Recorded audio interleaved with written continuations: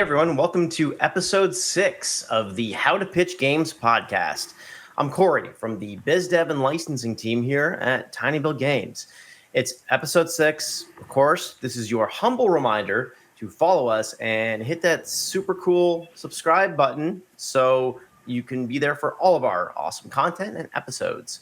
By now, you guys know the rules. We got 2 pitches on the board. But first, let's meet our latest panel of cool game nerds. Okay, you guys, extra special guest today. This guy doesn't just have the best hats, okay? He comes to us with a veritable Gunstar Heroes level treasure trove of experience in the pitches game. It's Omar Khalil. Omar, welcome, buddy. Tell us a little bit about yourself and some of your secret sauce. Yeah, thank you. Thank you for having me here. And also, before I even start, Gunstar Heroes, freaking epic game. Love that game. Yeah, amazing. So I'm Omar. I'm a design consultant. I've been in the industry for about 15 plus years. I've done a bit of everything. Most of that was in games development. I've worked on everything from small mobile free-to-play games all the way to kind of console, AA, worked at a first-party studio. And the last 4 years or so, I was at a publisher, and I've been kind of in that space for the. I guess I've lost track now. It's more than 4 years, but I've actually loved my time helping indies. I've found awesome games, signed awesome games, and I kind of do this in my spare time, helping out guys like you, just kind of supporting the indies with their pitches, giving them pointers when I'm kind of like not doing the day job. So yeah, that's me. Awesome. Yeah. You've certainly inspired me. Can't wait for you to meet these devs today, Omar. Also joining us, another newbie from the orange tent of tinyBuild. It's Dima Yashinov. Okay, guys, Dima, this guy's a powerhouse exec producer here at tinyBuild. You can thank him for the multitude of games that you've probably stayed up until 4 a.m. playing. Dima, what's up, my guy? Hey, doing great. Thank you. Thank you for having me. Awesome. Glad to have you. Okay, now for the pitch question of the day. What is your best tip for devs pitching in person at an event or conference? Omar, let's hear from you first. I have many tips, but the one that I have is kind of it's a bit of a pet peeve, but I think it's also something that I think every developer should nail. Is always assume you might not have the full amount of time to pitch your game. You might get to a meeting with only 5 minutes to spare. If that happens, can you summarize your game in a couple of minutes? And if you can't, you need to go away and think about the game that you're making, because it should not take 30 minutes. It should not take 20 minutes to pitch a game. You should be able to summarize it in a single line statement. And some little tips I can give on that is basically think about the X meets Y, which is something I really like. I know you probably had guests before on the show who've kind of mentioned that before. I'm a big fan of it. If you're working on a game which shares similar mechanics or themes or kind of narrative components compared to other games in that space, say, hey, our game is a mix of this with this. Having frames of reference always helps. If you're working on a roguelike and say, hey, our game, it kind of plays like Hades, but ignore that God's theme. We've gone for like fantasy wizards. And the unique hook with our game, the battling, is very different because, I don't know, you have a spell system and you can conjure spells on the fly, for example. So that's your hook. That's your theme. It feels familiar. You've got a frame of reference. And boom, very quickly, you've started to create some kind of images in the publisher's mind about the type of experience you're making. Always be prepared to have that in your pocket. You might not always be able to go through the full pitch. And therefore, you should also structure your pitch deck in a way that you kind of get through that hook, those core ideas, right at the beginning. If you get disrupted, if something were to happen, you need to leave, the beginning of your pitch covered most of it. And you basically left the publisher in awe, and they want to chase you down for your LinkedIn contacts, your email address. They should be chasing you at that point. So always think about summing up your game into a single line with a few references. Right, right. Great tip, Omar. Keep it punchy, familiar, and unique, and then launch into it. Love that tip. Dima, what would you add to that? Probably my pitch would be somewhat similar, or for a similar situation when you are very short in the time on those events. Keep in mind that um, these events, uh, the best benefit of them is actually being having like in-person contact with the publisher. So be prepared um, to make a short pitch, and if you feel like you can have just a live conversation with the person, just talking through the game. If you feel like they have more questions and they're ready to to have an exchange, don't stick to, or have a version of your presentation that just ends quicker, and you're not stick to 10 minutes of just going through all the slides and talking about all the things that you from all of your notes. Like, don't worry about this. If you have the person's interest, the person in front of you is the most important thing. So if you have their interest, then just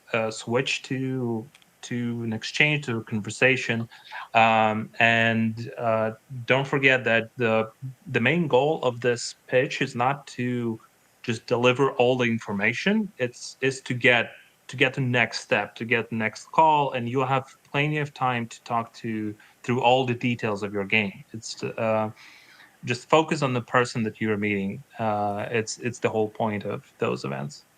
Yeah, excellent tip, Dima. We've heard versions of that before, but always remember that you want to get the dev's interest, or probably the publisher's interest, and then just keep building. So, yeah, excellent tip. Okay, guys, thanks for your answers there. Let's get to the pitches. Okay, next we've got Shala Chen from City from Naught, from here in beautiful Toronto, Ontario, Canada. Shala, welcome to How to Pitch Games. Thank you for having me. It's a We're pleasure. so happy to have you. You're coming to us today with your game, Brave New Wonders, and it's a post-apocalyptic automation game. So, Shala, we're seeing a lot of games. The games that have the highest player counts these days are usually, full of adrenaline. They're so fast, and we see that automation games have a place with huge player counts as well, with Factorio and Satisfactory, which are kind of like more lean back experiences. Why do you think players gravitate to this interestingly kind of lean back automation genre? I would say the one of the top game in this genre, Satisfactory, is actually giving the answer in the name of the game. It brings a satisfaction, huge satisfaction when you spend a lot of time to build all kinds of factories and automate them and see them running at the same time, smoothly, beautifully, in order. That feels just great. It's one of reason is That's one of the reasons. The other reason is we ourselves are a fan of factory games, and we noticed the thing about this kind of game that it's actually much cheaper to make compared to those flashy action quick games, because there are limited assets, but it brings unlimited changes to the factories you build. So it's an easy way to create a game like this, other than the game with like a 2 hour long narratives that have unlimited assets to make. All right, so business and creative satisfaction for the players and devs. Love it. Okay, let's get to the pitch for Brave New Wonders. So hello everyone, my name is Sala and I'm the co-founder at City from Naught. Today I'm excited to introduce our new strategy simulation game, Brave New Wonders. So Brave New Wonder is a factory automation game with AI automatons. In a post-apocalyptic world, you can command automatons with plain English instructions to explore ruins, to battle with enemies, to automate massive factories and build your amazing wonders. The game has three main components. The first part is the factory building. It's a factory automation game. Of course, you'll build factories. And however, here you can build factories by commanding automatons through text inputs. The second component is the exploration. You can explore completely different floating islands and encounter ruins from the last civilization. You got to battle with the guards and collect relics for future developments. You will also have an entire home base to manage, and people there have all kinds of asks. In return, the decision you make will lead to different new technologies branching a unique tech tree every time. That leads to the third part. With the technologies you discovered, you'll be able to update the commands and modules to improve your automatons and factories. And here's a video of what the game looks like in a quick glance. Humanity is driven by curiosity. We are never satisfied with what we have.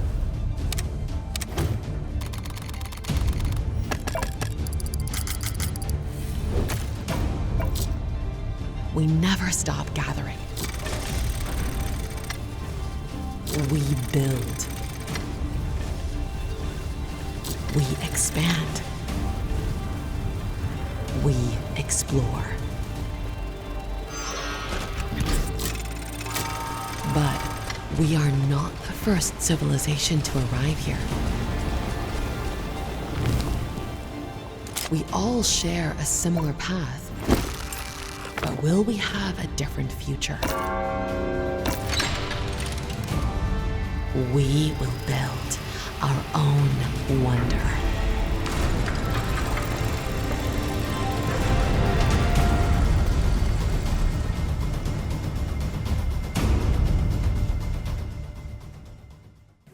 As you can see in the video, we have a very unique AI system to support this gameplay. You can have mining and logistic automatons, which will mine resources and process materials.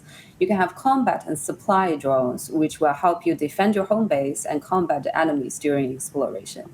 The AI automaton system is backed by a large language model, like what you did to ChatGPT. Just tell them what to do, and they will just follow you. Thousands of them will dance for you while making the factory grow. Before even making the prototype, we ran a Reddit campaign. We see a very positive interest and have collected over 1,200 playtest signups within a week. In the meantime, we secured a Canada Media Fund on the prototype stream, which is a super boost to the team. We did a competitive analysis with games recently launched. We noticed the great things about strategy simulation game. This is not a winner-takes-all genre. There are many successful small to medium titles, and those players just want to play all of them. We have similar gameplays and art styles, but unlike those titles that have fixed menus and conveyor belts, Brave New Wonder's AI command system makes the game super flexible and opens up the doors to unlimited possibilities. We announced the game in April and started the playtests in June. We are aiming for Steam Next Fest on next February and build a full launch on next August. We started making video games since 2019. I started as a machine learning engineer from Google. Our tech team and engineers have more than 10 years of experience working with games and AI. We've been working with the same art director since day one. Our new game Keyword, our first game Keyword was launched on 21st September. We have Keyword 2 Nightfall under development. We are supported by Canada Media Fund, Ontario Creates, as well as venture capitals. With all of that said, we are looking for marketing supports with content creator relationships and showcases. We are now fully funded. We are open to all kinds of collaborations and discussions. And thank you all for listening. Thanks for that awesome pitch, Sala. Okay, let's get to some feedback, and we're going to start with Dima. Okay. So thank you for the pitch. It was great. It was very well timed. And there were a couple of things that I kind of missed from the very start, then up until the point when you got to the trailer. So I if you can switch to the first slide, that would be great. Yeah, not the very first, but the next one. Yes. So we've spent quite a lot of time here, and you spent quite a lot of time here just explaining what the game is. And I think the best thing you can use here is a GIF, a GIF that you have a great moment in the trailer at like, I think, about 15 seconds in, when you first show how you type in a command and then a drone goes in and starts mining crystals, and that's like it's a very clear moment for people who all played strategy games. It's like, oh, okay, so you replace it's a strategy game, but you replace the usual microcontrol with an LLM model, and that's very, very clear from just a GIF. You don't have to explain it. You can spend your time explaining, more of the different things about the game on later slides. And I think that's also something I felt that I missed. You are talking about manufacturing, logistics, and combat, but I didn't get the clear picture about the whole gameplay loop. These are essential elements of pretty much like every strategy game. Maybe not every strategy game has combat, but still, those are very, very common pieces. And it's great that you were saying that they are there, but it's not explaining the full fantasy, the whole gameplay loop, right? Whether the player's goals, whether the short term, long term, what is the game as a whole, that sort of thing.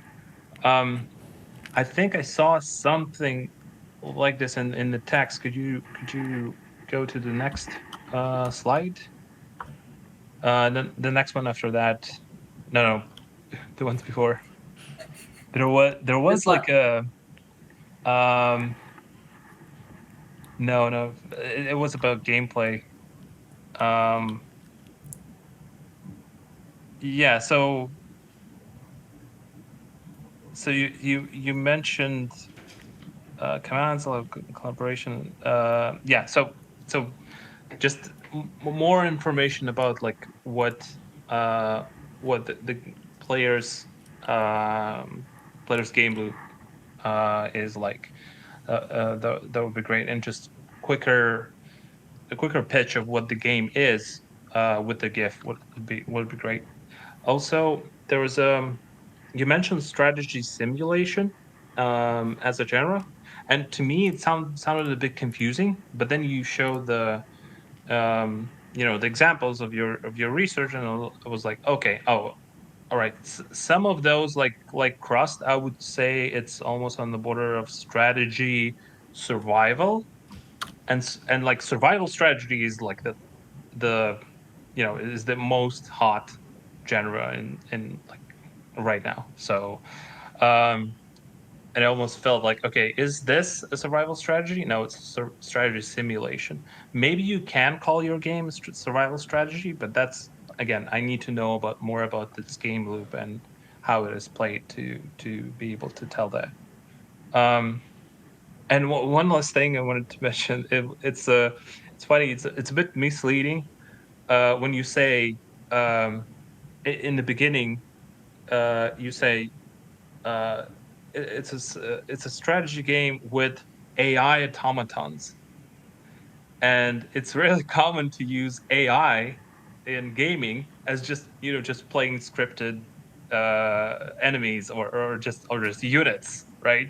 So AI automatons, I just assume it's not the AI, the LLM The kind intelligent of. one. Yeah, Mhm. yeah, yeah. So I think you have to be careful with it becomes clear later on, but it's just another little effort that I have to make before.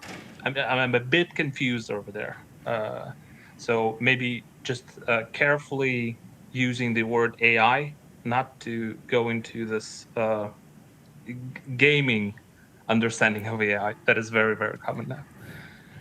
So yeah, I think those are my initial thoughts. But I echo your concern about the AI words. And the plan is actually just to remove the word AI completely. And one is because of the reason of the misunderstanding of what AI automaton could mean in game industry in general. The other reason is AI is not a positive word in the game industry. So we may replace the whole AI, the word AI, with something else that fits more in what the automaton actually do in a game. So thank you for the feedback. That's very helpful. Would you like my feedback? I've made many notes. There's things that I really like about this, and then there are things that I put down which are very similar to what Dima has already said. So I'll try and work through them. I'm going to dart all over the place.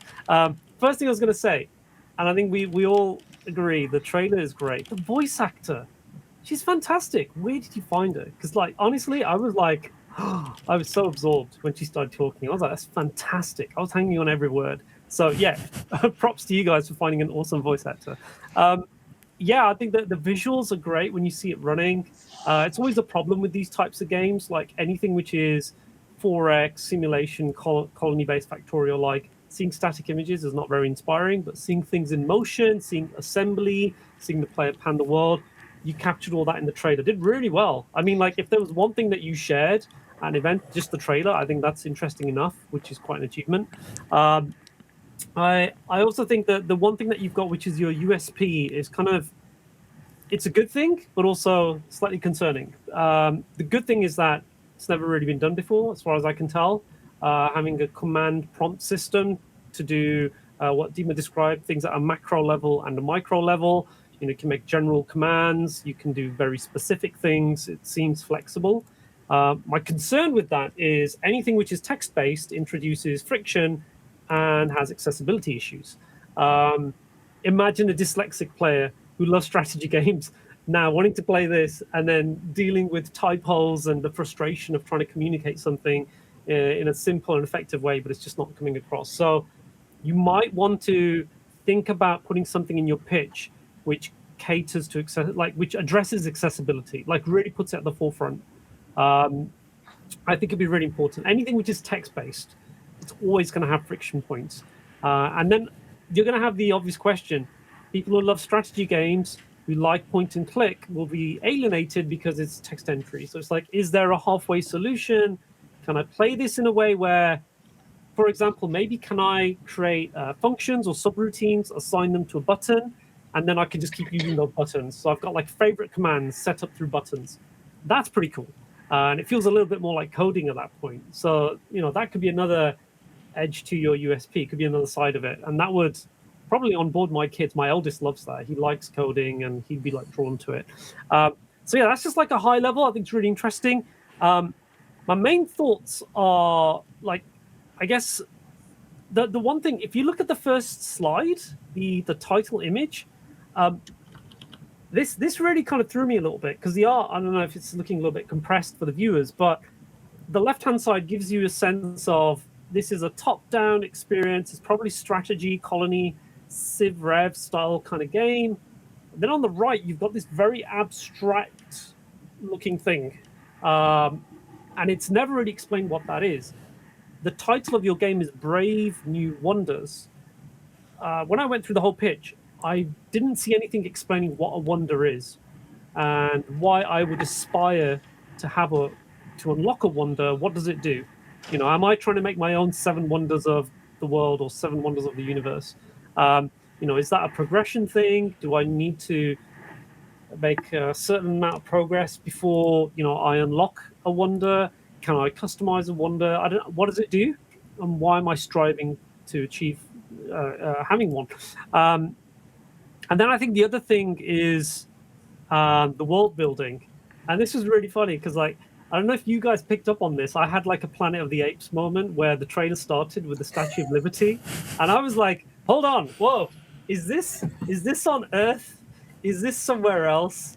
So I think the sense of time and place is a little tricky for me to get my head around.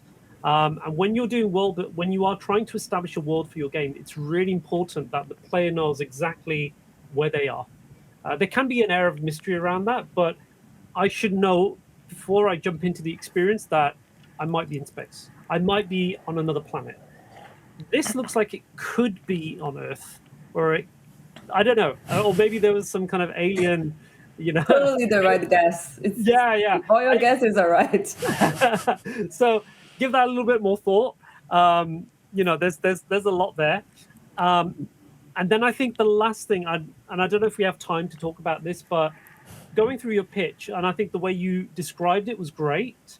But I think that second slide, the one that follows this, there's too much information there. And for me, it was like, how do I summarize this? And I wrote my own little things. I was like, oh, okay. It's a unique factory simulation game set in a post-apocalyptic world where automatons respond to written commands and they can explore, automate battle, and build amazing wonders. That should be like the one-liner, like to sum up the experience. And then everything that follows here are your, I don't know, are these the three pillars or the three components or the three kind of core features, the three facets of your experience that you're like, okay, we're going to talk about the factory building, we're going to talk about exploration, and we're going to talk about how you optimize your assembly line. So I really think you need to nail that early on. I love Dima's suggestion of putting in a GIF. I think even the trailer, if that was like somehow cut down to a few GIFs, like showing a core interaction, a prompt, showing a battle scenario, or those key things that make your experience stand out should be here. And then last but not least, I've said a lot. The last thing is you're missing some really important things in your pitch deck. And the ones for me are a breakdown description of how your mechanics work. How does the text prompting work? Progression, the core loop. What do I do as a player? What happens in the first 5 minutes? What happens after 15 minutes, 30 minutes, an hour, 2 hours, a day? It's a slow burn game. Time is a big aspect. Like it's such a big part of this experience. Yeah. Players will need time to settle in. They need to see progress. They need to see long-term goals, short-term and medium-term goals as well. And then Dima picked up on this. I think this is where I'm not sure, because like you've got sort of a threat, which is these other armies that you battle, but I don't know what the sense of peril is, because I'm building and building, and I'm expanding, but is it a race against time? Is there, do I need to build an army to battle threats? And it has to be done within the next 2 hours, real time? I don't know. So yeah, you need to think about the mechanics, the core features, and kind of expand on those a little bit more. And yes, that's my big, massive word salad. So there's a lot there to think about. The story is the very important beat. I think both of you have mentioned the long-term goal and short-term goal. There was one funny thing that we investigated about when we were investigating about automation and factory games, that they are not really important to the players in general. But apparently, when people are just like reading the Steam pages, they wanted to know what their long-term goal is, and that is our top one priority right now, making a cutscene at the opening. So yeah. We'll have that in the game, and I'm sure I'll make sure they're in this deck as well. Yeah, I think that in terms of story, the name of your game, right? If you think about I said this before, the word is wonder. Is that what ties into the story? Is this is that the mystery goal that you need to work towards?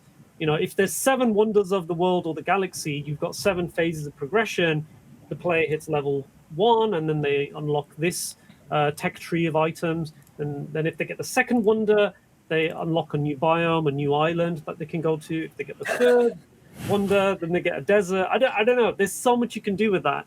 I think you're stuck in our game designer's mind. Like you literally guessed everything we're developing right now. Well, I am a game designer, so there is that. You're a very good one. And I'm happy we hired a good one that reads your mind as well. Well, it's also reassuring to hear that you guys are thinking about this. I think there's a lot of great ideas. You just need to kind of consolidate them, take out the fluff, and just be really focused and concise about what it is you think the experience is. Because there's so many things at the moment, and I think you just want to get rid of some of the noise and just really focus on the important stuff. Got it. Those are very important to have. Thank you so much. Awesome. Thank you, panel, for all your feedback on brave new wonders. And Shala, thank you again. We can't wait to see more from this epic game. Thank you. Thank you. Okay, guys, let's welcome Marvin Mossor from FF Games to the podcast, coming to us directly from Cincinnati, Ohio. How are you today, Marvin? Fine. How's it going? Thanks. So, what is it for you about the unrealistic or arcadey sports genre that appeals to you and your team?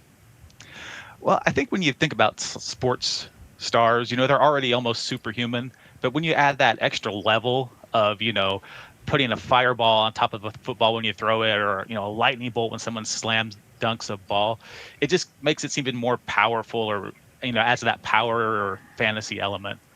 Love it. It's all about the fantasy in fantasy sports. Cool. Let's get to the pitch. All right. Thank you. And welcome to Fantasy Football. So, what is that?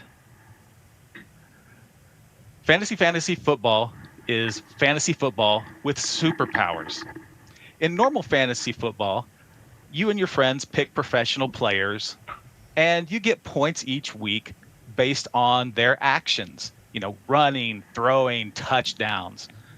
In fantasy football, we give you a power deck that lets you pick game-changing abilities each week. You can enhance or buff your players, or decimate or weaken the opposing players.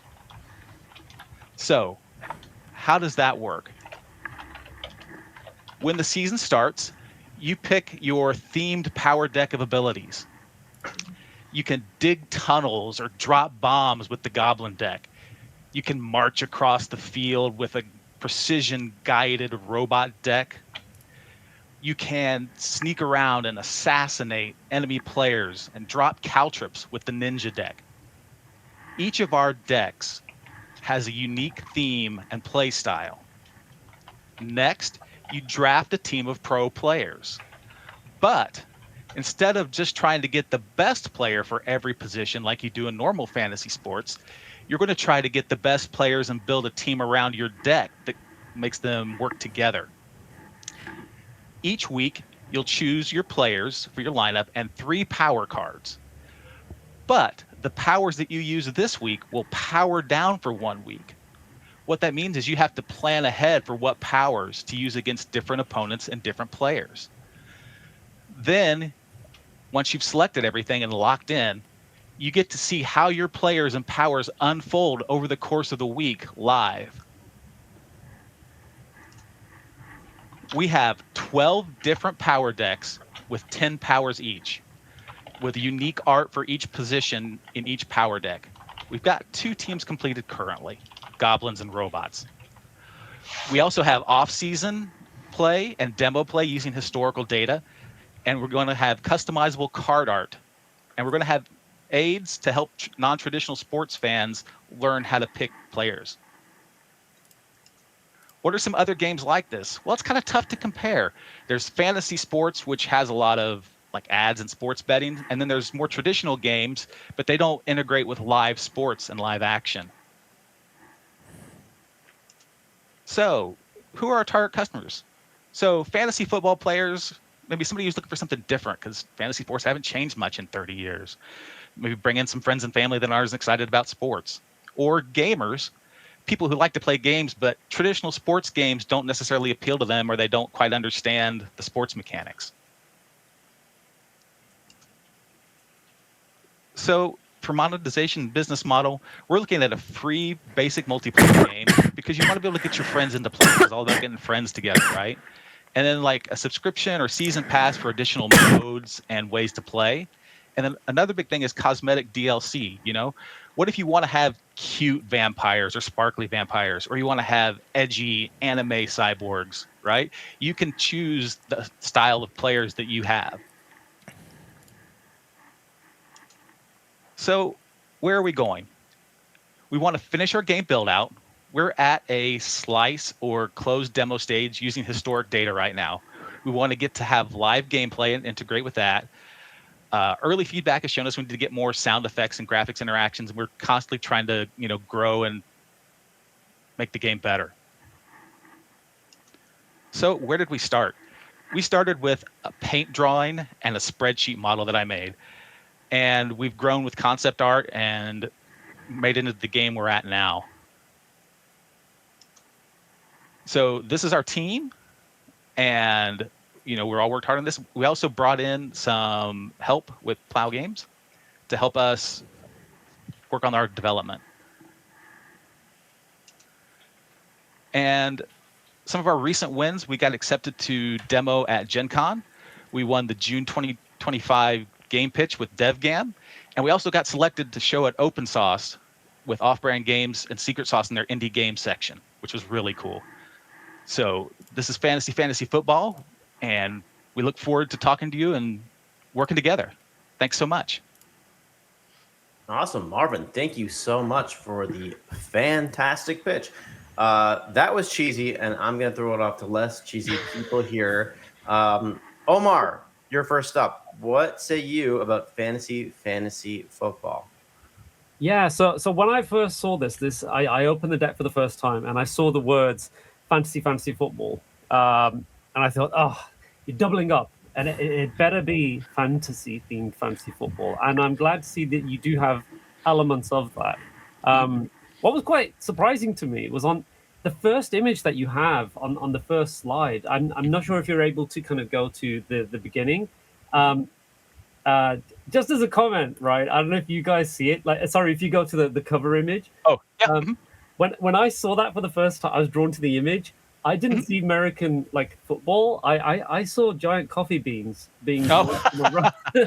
So I was like, oh wow, what is this game? So I really like that. The other thing is when I saw it, I ran into my kid's room because the character design that you had. I don't know if you can see this. This is from Skylanders. Oh yeah, I can see that. Yeah, very similar design. So I was like, this is cool. But anyway, I got inspired and I thought, okay, this is cool. I want to learn more about this game. And as you took me through it, I'm glad you took me through the pitch deck. I have a better understanding of it. I will say that the deck itself, there are some things that I think need a little bit more work. I think the gameplay, the core gameplay itself, the mechanics. The other thing as well is the USPs. I don't feel like they're coming across at the moment.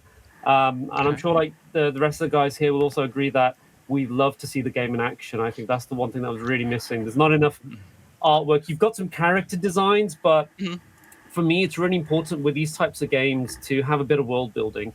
I know you're doing fantasy football and you have the live element and you have the card building, but in order to appeal to that broader audience, like, say, fans of Hearthstone, for example, Monster Train, those kind of deck building games, want to learn a little bit more about the world, the types of characters in that world. Who am I playing as? Who am I siding with?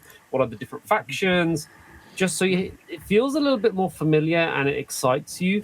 It's missing all that at the moment. And there's a lot of text, a lot of description, and leaving a lot to the imagination, which is, I guess, for me, as the person who's being pitched to, I have to use too much of my imagination. Gotcha. So, yeah. So those were the main takeaways. I do like what you're going for, but I think as we drill into it, and I'm sure the rest of the guys will have questions. I'll kind of unwrap those specific topics that I want to talk about. Okay, sure. Can I address? So one of the things this is, if you know fantasy sports or fantasy football, it's a very static screen, and so this is kind of somewhere in between. We don't have a lot of the graphic elements yet, but it is. To be like fantasy football, it is a bit more static. It's not a super high-end graphic thing, but we do have a playable demo and stuff like that, but that's not in here. But I understand what you're saying, as far as the visual factors, so that's definitely a good note in gameplay. Yeah. And also I was going to say that as you move through the deck, it was quite surprising to me on this image, it says fantasy football. I usually like to see a small one-liner just underneath, just to kind of give me an indication of what genre of game is this? What am I going to expect? Because that character made me think of Plants vs. Zombies for some reason, the zombies, the mech suits running around. So I thought, is this a third-person fantasy-themed football game? I didn't immediately think of the genre that you're talking about. I mean, I used to play fantasy football, Premiership football, fantasy football on Yahoo back in the day through my browser. So I didn't make that immediate connection. And for me, it was what would that one-liner be? And I was like, fantasy football meets fantasy powers, right? Live action with a magical twist. Something like that. It's like, whoa, that sparks imagination. It's making me think of multiple things. And then you start to connect the dots. So I think without that, it's a little bit more challenging. Okay. And I guess the other thing, I don't know if the guys agree with me, there's a lot of repetition here in the sense that you've got fantasy football, and then the logo has football, and then you have the two letter Fs in the logo, but my eyes are drawn to the letter S, which is it's like a byproduct of connecting the two Fs, and I'm looking at the letter S the whole time. I don't know why, because you've got really cool art on the right hand side, and I feel like you can kind of flesh out this, create like a stadium, an environment. Maybe you've got this particular character running to make the touchdown, but he's being chased by, I don't know, the majestic mages, you know, kind of casting a fire spell or something, and it's like hit the touchdown. So you see the goblins, see the mechs, see all that cool stuff. But without that, it's lacking the impact. So I'm not getting as excited as I should be. Okay. Yeah. Thank you. Cool. Do you have any? Dima, let's hear from you. Yeah. Yeah, sure. Thank you for the pitch. It was, again, very well structured. There's, of course, a lot to tell about the game. But the same as Omar, I found that, there are a few key things missing there. And maybe it's because of because I'm a European, and fantasy football is not as common here as in the US. So I had a bit more, it was just a bit more difficult for me to grasp what the game is about. And at the same time, I think the pitch deck. Can you go to the next slide there? I definitely second Omar about his point of just formulate the game's genre. People are coming up with crazy things there, but it's useful because it's really giving you this one-liner that explains the game through common industry terms, right? Because I learned that it's a game as a service. I understood that just by the end of the presentation. So that was a tricky thing for me to figure out. And when you're showing the core loop and explaining the decks, the deck building, it could also be you don't really need to go through that part when you say it's a deck builder, right? When you say something deck building, right? Strategy game, like. Maybe I should clarify. You're not actually, maybe that's a point of contention. You're not actually building a deck. You get a preset deck with powers, and you get to choose each week 3 of those cards to add to your set list of professional players. And then those powers affect what those professional players. So normally if you score a touchdown, you get 6 points, right? Well, if you play a power this week where you gain 20% to your touchdown points, right? You're actually modifying the stats, and you don't actually change decks or build decks. You get a set deck. Sorry, just a clarification. Okay. No, but then you can argue that you are building a deck of stat modifiers. Yeah. Right. So it depends on how it really depends on the artifact to which you call the card, right? Sure. And I think a good way to think about it, a good way to think about how to explain a game, is moment-to-moment gameplay, then session-based gameplay, and the game as a whole. Okay. So you explain, what am I doing, at every second of playing, right? And you can place a small GIF where you move the cards, or you draft cards, or you looking through stats, right?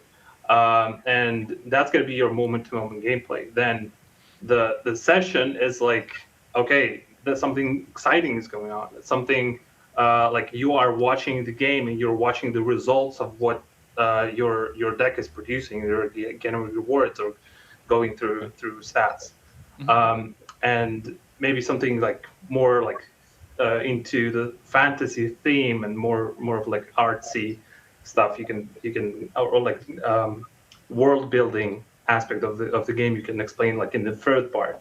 So I would have like either like 3 slides like this with something moving on them, or just one slide where you go through each part. Right. Okay. It's a pretty efficient way to explain what the game is and what is the experience of the game. Okay. So I would suggest this structure.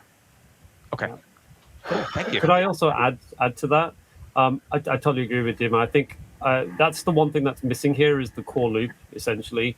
And typically, you're talking about the meta and the macro level, what's going on, and you can do it across multiple slides, like Dima suggests. But you can also have like it would almost describe a session, like what's happening, like like second to minute to minute, then weekly, and then what's happening after a week. What happens if I continue with the game for 30 days plus? So when it comes to like free to play games, developers typically look at games in that way. What happens in the first 30 to 90 seconds? What do I achieve? Does it pull me in? Does it draw me in? Am I invested? What have I achieved after 5 minutes? What have I achieved after an hour and a day, etc.? So I think you can communicate that in a core loop. And you can kind of describe what the player does in each step in terms of like mechanics and the layer of kind of like involvement with the game and the payoff, right? If stuff is happening live, I guess for me it was a little bit confusing because the word live, like, does that mean it's happening now as I'm doing it? Or when you say live, it's the payoff and then I watch it live? I don't know. So I think the sense of time is a little bit confusing as well. Gotcha. Yeah, I'll have to work on how I'm explaining things then, because I definitely feel I can feel that I'm not getting exactly what's I'm not communicating well. So thank you. Yeah. Yeah, and another thing, since the game is it's a live service game, it's I guess it's free to play, right? That's also by the way that was one little part that I think was missing is like the business side of things. I'm not really talking. Oh no, it's actually there. We just went through it very, very quickly. But yeah, It's free to play with monetization. But then you really have to think about why people will be invested into this game in long term. So talking about recurring like game events, content like ways to retain players, to get people back in the game after some time if they've been off. Those are also things, not maybe within the time limit. You probably don't have to talk about this, but you have to be ready to address those points, because people who invest in those kind of games, they are certainly aware of that. These games have to do it. Okay. Yeah, I agree with you. I think Dima, you've kind of hit the nail on the head there in terms of like player retention and keeping players invested for much longer periods. Like I always use Fortnite as a great example because Fortnite does this thing that few free-to-play games do well, which is disruption, where the map completely changes, the game modes swap around. So then you're like, there's a new reason to jump back in, or maybe they've reintroduced a classic mode, which we saw a year ago, and it's like, this is the thing to play, and you've got to play it because there's FOMO. You're going to miss out. If you don't play it for the next 2 months, it's gone, and who knows when it will return. The fact that you have a fantasy theme, for me, feels like there's so much opportunity here to be quite imaginative. Maybe rifts open up, every month. Characters are wiped out from some kind of war or battle, which then explains why you have new roster of characters available to pick from, which get added to your team lineup. Then another cataclysmic event happens, and then we've got, all of a sudden, it's mage themed. All the mages have entered through this portal, and they've started to disrupt matches and games. And then that unlocks a new suite of abilities. And you can follow that kind of, epic model of introduce things, take them away, see what sticks, see what players love, bring more of that in. If it's too good, okay, we take it away and we hold on to it for really long to build up hype, and then we've got something that's more seasonal. So there's a multitude of things you can do to really kind of dial up the fantasy elements, and I think that's what really gets me excited. In my head, my designer brain right now is racing. I'm like, there's a million and one things you could do with fantasy, which would be so cool with this. So yeah, I totally agree with you, man. I think that the business monetization thing needs to be looked at a little bit more. You've got some things in there which are the typical kind of cosmetics, kind of done to death now. Look to see more in terms of like modes, in terms of things that return and go away. But there is one thing I wanted to say, because otherwise I'll forget. If we go back to I think it was your second slide actually. When you talk about platforms, you talked about it being a free-to-play game. You've said the engine. This is where I was a little bit confused. You've said open source web tools, and then platforms, web initially, but then you'll pivot to other dedicated platforms. Now, for a publisher, that will raise red flags. Yeah, there's a number of reasons why. Because it seems like the game is all over the place in terms of scope, in terms of potential visual fidelity. What kind of game is this? I mean, there are many games out there on mobile and console where the disparity is not as extreme as it used to be. Like Fortnite on mobile is very similar to what it is on console. And then smaller games, card games, are usually the exact replicas on all the platforms. But with this game, because it takes a while for you to ease us into the deck, I wasn't sure how big and ambitious this game is, because if it's web-based, I would think, well, it's not really going to be pushing the consoles really hard in terms of RAM and processing. No. What kind of experience is this? But then if you're saying, we want to get this on mobile, we want to get it onto PS5, switch to, and then it's also on Android. It's like, this game is all over the place. Give me a sense of scope, budget, how big is it? Yeah. So that's something that needs a little bit more thought as well. Okay. One of the main reasons we started with web is most people that play fantasy sports do it on websites and mobile. Exactly. That's most of the players, right? But because of the potential, I guess the reason we also built it as a web-based is it's relatively easy to make it work on the other formats. And also there's no presence for fantasy sports on those formats. There's Blood Bowl, right? But there's nothing that uses actual fantasy sports. Yeah, I mean, so that's one of the reasons we.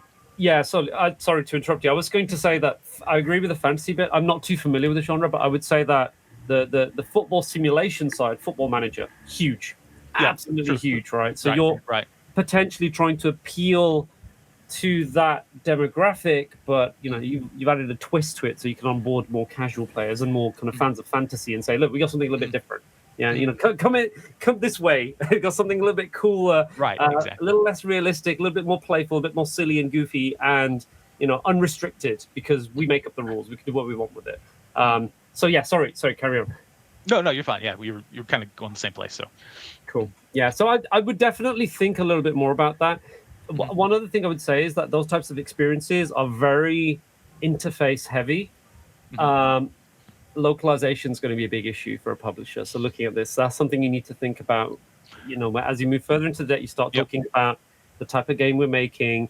There's a lot of text. There's going to be a lot of data. And those things are not very easy and accessible to kind of navigate through. So then you got to think about controls. You got to think about usability. Switch is fantastic right now. The new Switch, you've got a mouse pointer. I can see these types of games potentially being huge. Civ Rev and everything, that they'll be rejuvenated on that platform. But you need to kind of start talking about the things that your game does to appeal to a broader demographic. It's like, hey, we've looked at Football Manager and these games. They kind of suck. Your average Joe can't play them. They're intimidating. They're difficult to approach. We made it easy. We made the inaccessible accessible. And here's how. Yeah, that's definitely. Yeah. Cool. Sorry, I've said a lot. I'm going to hand over to Dima and you guys. Yeah, that's actually interesting, because I had kind of a different train of thought there. So I was thinking about the marketing effort that you will have to do to sell this, and it's and then the marketing positioning. Of course, it's publisher's job to figure that out for you, but you also have some initial idea about who this game is for, and the positioning that you had on the slide there is actually just two players, or two types of players, right? Fantasy sport players, which is the natural audience for this, and video game players, which is just extremely broad. Yeah, huge. Yeah. It's just everyone, males from 18 to 50. Right. Sure. But I think actually this has a point. So fantasy sports players, a lot of them are actually video game players. Yeah. So there's a crossover for sure. This crossover between those two is a very small niche for, especially some publishers will just say that, oh, it's just too small for us to work with it.